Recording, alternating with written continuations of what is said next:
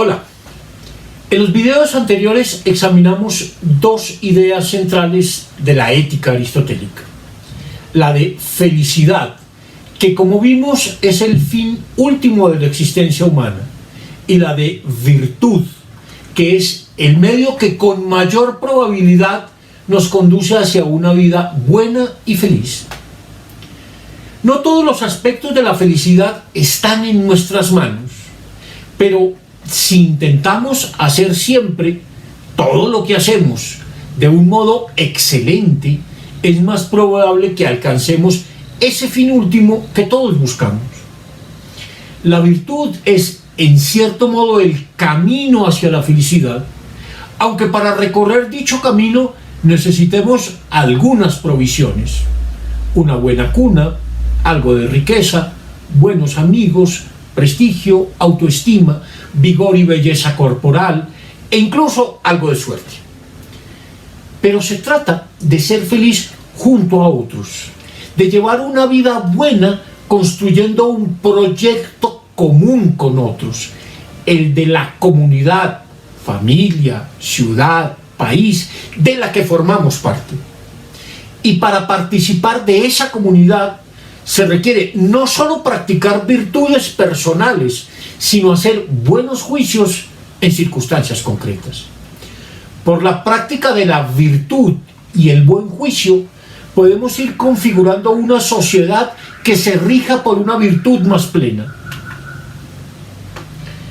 Todo lo que hacemos tiene una influencia directa sobre otras personas, pues las afecta indudablemente. Debe existir entonces una cierta virtud moral que por sí misma sea superior a las demás, en el sentido de que de alguna manera puede reunirlas a todas. La vida en sociedad depende sobre todo de que haya justicia, en el sentido de que se eviten todas aquellas cosas que hacen menos grata y digna la vida humana: la desigualdad, la discriminación, la violencia, el delito, etc. Los hombres justos luchan todo el tiempo contra estas cosas que dividen interiormente una sociedad, y la justicia consiste precisamente en la lucha permanente contra tales cosas. Aristóteles entiende que la justicia es la condición fundamental de la vida social, y por ello no es una virtud moral más, sino la virtud por excelencia, pues reúne a todas las demás. Como dijo el poeta Teognis de Megara, en la justicia está toda virtud en compendio. En un sentido, dice Aristóteles, llamamos justo a lo que produce y protege la felicidad y sus elementos en la comunidad política, porque la ley prescribe juntamente hacer los actos del valiente, tales como no abandonar las filas, ni huir, ni arrojar las armas, y los del temperante, como no cometer adulterio, ni incurrir en excesos, y los del varón manso, como no hablar mal de nadie. La justicia es la virtud perfecta, pero no absolutamente, sino en relación con otro. Y por esto la justicia nos parece la mejor de las virtudes. Ni la estrella de la tarde, ni el lucero del alba son tan maravillosos. Cuando decimos de una persona que es justa, decimos mucho más que si decimos que es valiente, amable, paciente o moderada. Puede haber personas valientes e impacientes, o moderadas y poco amables. Pero cuando decimos que un hombre es justo, damos a entender que armoniza diversas virtudes, y no solo que tiene esta o aquella virtud. Esto ya lo había visto Platón, cuando dijo que la ciudad ideal era precisamente aquella en que reinara la justicia. Pero, ¿qué es la justicia? ¿En qué consiste ser justo? La justicia no es una idea que hayamos de contemplar. Para él, para Aristóteles, hay maneras diversas de hablar de la justicia. Y dedicará, por tanto, el libro 5 de su Ética Nicomaquea a examinar esos distintos sentidos en que hablamos de justicia. Dado que no es posible decir qué es lo justo en sí mismo, podemos averiguar qué puede hacer la justicia por vía negativa.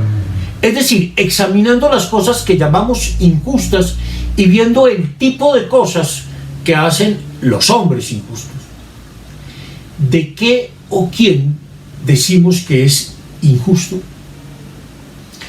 Son tenidos por injustos, dice Aristóteles, el transgresor de la ley, el codicioso y el inicuo o desigual, de donde es claro que el justo será el observante de la ley y de la igualdad. Lo justo, pues, es lo legal y lo igual, lo injusto, lo ilegal y lo desigual. Tenemos así una primera aproximación a la justicia, puesto que el que viola la ley comete injusticias. Hay algo injusto en la transgresión de la ley, pues quien lo hace viola reglas que permiten la convivencia con otros. Ello no quiere decir, desde luego, que el que observe la ley sea solo por eso un hombre justo, pero sí que el que la viola es un hombre injusto que daña a los otros. Algo semejante ocurre cuando hay desigualdad. La desigualdad es signo de injusticia, pero esto tampoco quiere decir que toda igualdad sea justa, ni que toda desigualdad sea injusta. Puede haber desigualdades justas, como aquellas que están determinadas por el mérito. Es justo, por ejemplo, que alguien que ha trabajado más y mejor reciba un mejor pago. También hay igualdades injustas, como cuando se trata de igual forma a una persona joven y saludable y a un hombre enfermo y mayor que tiene necesidades propias. Hay momentos en que lo correcto no es repartirlo todo de forma igualitaria, sino hacerlo de acuerdo con criterios tan diversos como el mérito, el esfuerzo, la proporcionalidad e incluso la edad. Lo anterior nos plantea un nuevo asunto. Debe haber formas de justicia diversas según se trate de repartir bienes, de reparar daños o de establecer relaciones equitativas entre las personas. Cuando se trata del reparto de los bienes, sean estos económicos o de otro tipo, como los honores, por ejemplo, la igualdad es una consideración básica. Puede ser en principio una igualdad numérica. Si tenemos 40 chocolates para repartir y 20 personas que los quieren, parece lo correcto que se le den 2 chocolates a cada uno. Pero la igualdad numérica, si se convirtiera en norma absoluta, sería injusta, pues a veces no es posible hacer un cálculo exacto y sobre todo no es justo que todos reciban lo mismo si no tienen el mismo mérito. En la mayoría de los casos, para que haya justicia, los bienes se deben distribuir en proporción al mérito. Con frecuencia la justicia distributiva debe atender más a la proporción y al mérito que a la mera igualdad numérica. En ese caso, se deben tomar en cuenta tanto las necesidades como otras consideraciones que atañen a condiciones específicas de las personas, como su edad o su condición social. Lo justo suele ser proporcionado, mientras que lo injusto suele carecer de proporción. Y si hay o no proporción, y por ende justicia o injusticia, es algo que debe establecerse en los casos particulares. Si las personas no son iguales, dice Aristóteles, no tendrán cosas iguales. De aquí los pleitos y las reclamaciones cuando los iguales tienen y reciben porciones no iguales, o los no iguales porciones iguales, lo cual es manifiesto además por el principio de que debe atenderse al mérito. Todos reconocen que lo justo en las distribuciones debe ser conforme a cierto mérito. solo que no todos entienden que el mérito sea el mismo. Otra forma fundamental de justicia es la que busca la reparación de los daños causados en las relaciones entre individuos. Para que haya justicia es preciso establecer alguna forma de reparar la injusticia y de retribuir a aquel que ha recibido el daño. Aquí lo importante, más que la igualdad, es la reparación. No importa tanto la condición de las personas como la magnitud del daño. Es indiferente, dice Aristóteles, que sea un hombre bueno el que haya defraudado a un hombre malo, o el malo al bueno, como también que sea bueno o malo el que haya cometido adulterio. La ley atiende únicamente a la diferencia del daño y trata como iguales a las partes, viendo solo si uno cometió injusticia y otro la recibió, si uno causó un daño y otro lo resintió. Esta forma de justicia requiere de una figura mediadora, la del juez, al que le corresponde establecer la proporción adecuada entre la falta cometida y el medio de reparación. Solo hay justicia si hay proporción entre la falta y el castigo. Es tan injusto un castigo mayor para una falta menor como un castigo menor para una falta mayor. Hay, en tercer término, una tendencia muy natural en los hombres hacia la venganza, es decir, hacia pretender que se puede hacer justicia por la propia mano. Hay en la vida muchas relaciones recíprocas que son legítimas. Si entrego un bien, debo recibir a cambio otro bien. Si cumplo un contrato, espero que la contraparte haga lo mismo. Si me venden algo, debo pagar un precio por ello. Sin embargo, nada me autoriza, incluso si he recibido un mal de alguien, para hacerle daño a otra persona. Hay muchas formas de justicia que implican reciprocidad, pero la justicia no es necesariamente un asunto de reciprocidad, y menos aún de reciprocidad directa, es decir, de venganza. Porque eso solo lleva a la retaliación, a tomar la justicia por propia mano, al ojo por ojo y diente por diente, que solo produce nuevas injusticias. La venganza no está en consonancia ni con la justicia distributiva ni con la correctiva, pues con ella no se repara la injusticia. Para que se pueda reparar el daño causado, hay que buscar formas de justicia alternativas, basadas en prácticas como el perdón, la gratuidad, la reparación económica y otras más.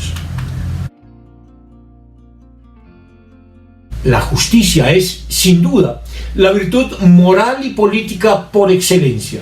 Sin embargo, no es suficiente para que una sociedad esté bien constituida. Se necesita más que justicia para lograr una ciudad feliz. La ciudad feliz debe estar bien gobernada y, sobre todo, en ella los ciudadanos deben vivir como amigos. Para una sociedad bien gobernada se requiere del uso de la inteligencia, y esto hace necesarias las virtudes intelectuales, que para Aristóteles, como ya dijimos, son 5 básicas: arte, ciencia, sabiduría, prudencia e intuición. De las 3 primeras, arte, ciencia y sabiduría, ya hablamos en otra ocasión, y aquí solo nos ocuparemos de la prudencia o sabiduría práctica, de la phronesis. Esta debe ser la virtud por excelencia del legislador y el buen gobernante. Lo propio del prudente, dice Aristóteles, parece ser el poder deliberar acertadamente sobre las cosas buenas y provechosas para él, no parcialmente, como cuáles son buenas para la salud o el vigor corporal, sino cuáles lo son para el bien vivir en general. La prudencia es pues la virtud de la buena deliberación, y el hombre prudente es el que sabe examinar bien las situaciones y tomar las decisiones adecuadas con respecto a aquellas cosas de las que depende la felicidad de los ciudadanos en particular y de la ciudad en general. La prudencia, dice Aristóteles, es un hábito práctico verdadero acompañado de razón sobre las cosas buenas y malas para el hombre.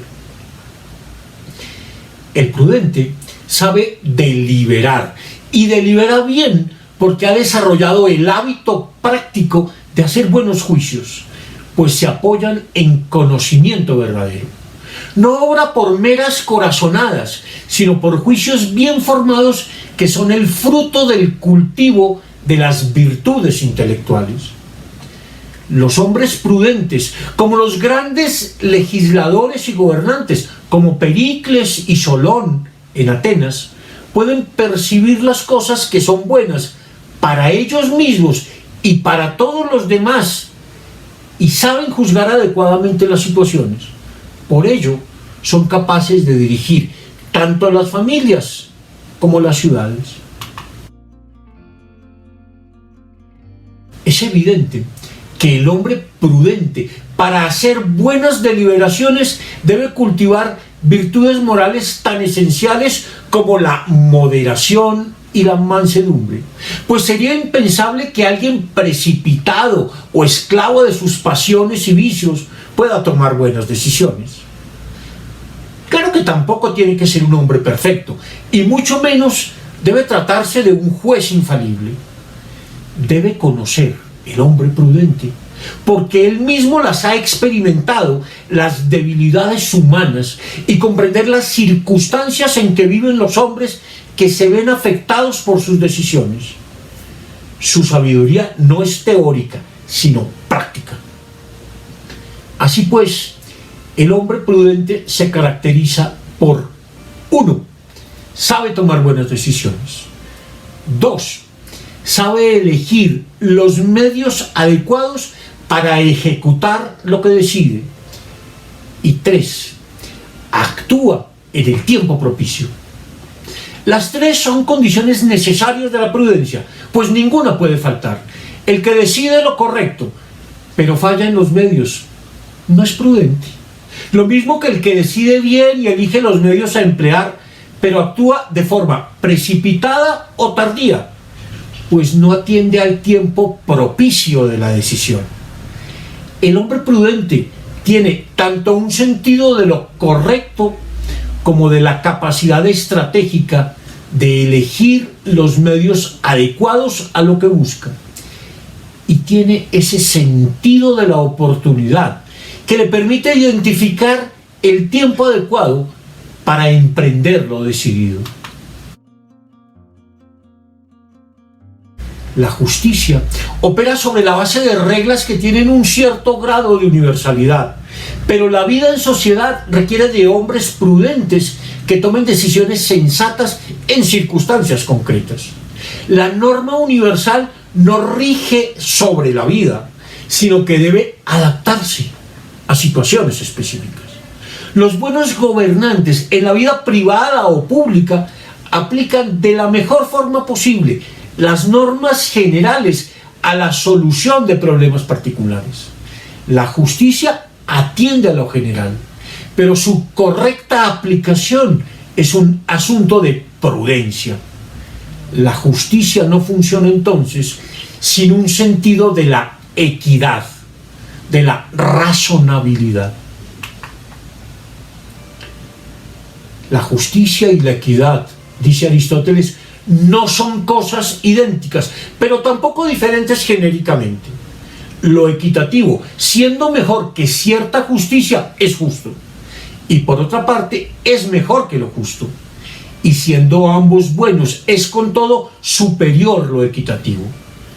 Lo equitativo es en verdad justo, pero no según la ley, sino que es un enderezamiento de lo justo legal.